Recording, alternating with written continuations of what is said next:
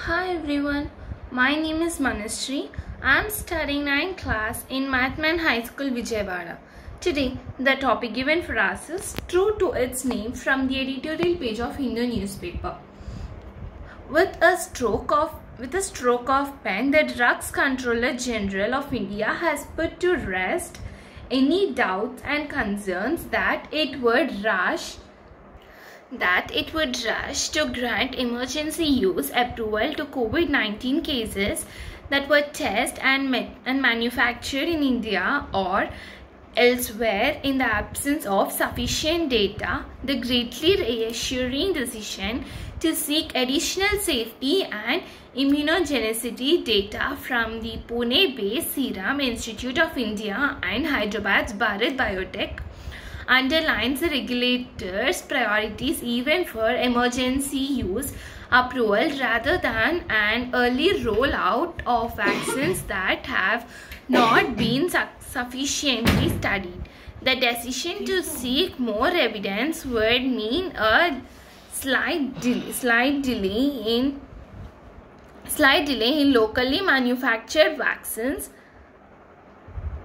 becoming available. But it clearly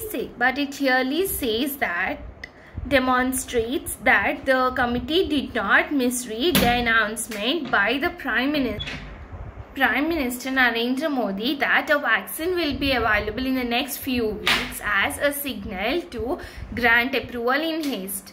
By keeping the approval on hold pending more evidence, the expert committee has done much to generate trust in the regulator's uncompromising approval process even for emergency use in the midst of the pandemic.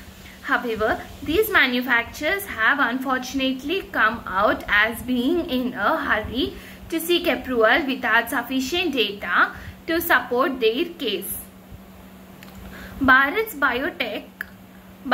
Biotech's rush to seek approval is of concern as the company had not submitted any data from its phase 3 trial but relied entirely on the interim safety and immunogenicity data of the phase 1 and phase 2 trials.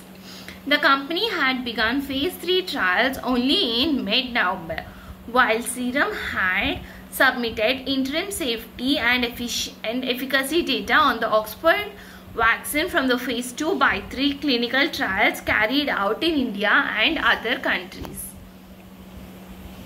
The safety data of the Indian trial submitted was only till mid-November.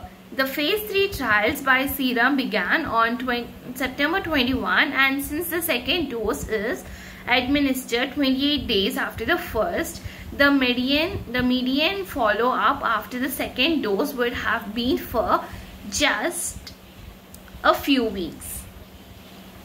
For less than at least 2 months that the US FDA has stipulated, with the published data of the interim phase 3 trial of the Oxford vaccine raising some concerns, the committee has rightly sought immunogenicity data from the UK trial.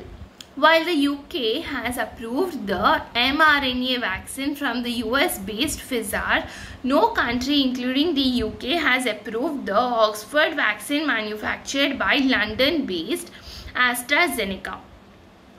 In September 9, the global vaccine manufacturers had signed a joint pledge that they would not seek premature approval from regulatory authorities and would test COVID-19 vaccines to the highest standards and keep the safety of vaccinated individuals our top priority.